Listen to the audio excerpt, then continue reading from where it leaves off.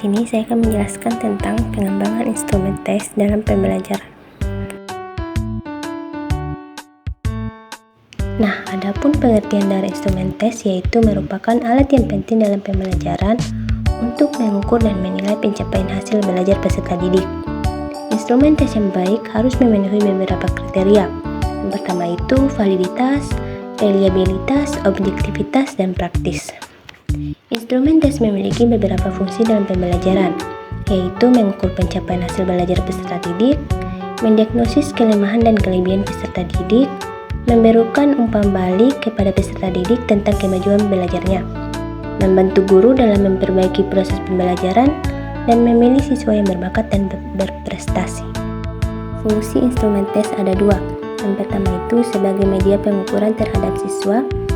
Tes berfungsi untuk mengukur tingkat perkembangan dan kemajuan nilai yang telah dicapai oleh peserta didik setelah mereka menempuh proses belajar dan mengajar dalam jangka waktu yang telah ditentukan. Yang kedua itu sebagai alat pengukur keberhasilan program pengajaran. Tes tersebut akan dapat diketahui setelah beberapa jauh program pengajaran yang telah digunakan, mampu dikembangkan dan dianggap keberhasilan sesuai dengan waktu yang telah ditentukan. Ciri-ciri tes yang baik itu yang pertama validitas, reliabilitas, objektivitas, praktikabilitas, dan ekonomis. Bentuk-bentuk instrumen tes. 1. Bentuk objektif. Tes objektif adalah suatu tes yang menuntut siswa untuk memilih jawaban yang telah disediakan atau berupa jawaban singkat yang pengoreksiannya dilakukan dengan cara sama kepada semua siswa yang berbentuk objektif memiliki kelebihan dan kekurangan. Tes non-objektif bisa juga disebut dengan tes uraian, yaitu tes yang pernyataannya membutuhkan jawaban siswa secara uraian, bebas maupun terbatas. Tes uraian ini bertujuan agar siswa dapat menguraikan, mengorganisasikan, dan menyatakan jawaban dengan kata-katanya sendiri, baik dalam bentuk teknik dan gaya berbeda dengan satu sama yang lain. Tes non-objektif biasanya digunakan dalam bidang studi ilmu-ilmu sosial, karena itu merupakan suatu pembelajaran yang tidak bisa hanya dikendalikan dengan satu pemikiran. Persyaratan instrumen tes yang pertama itu memberitahukan tugas yang akan dilakukan oleh siswa.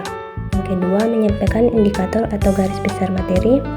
Yang ketiga, rubrik penilaian untuk tampilan tugas yang lebih baik dengan maksud memberikan nilai yang sesuai dengan rentang waktu yang sudah diberikan.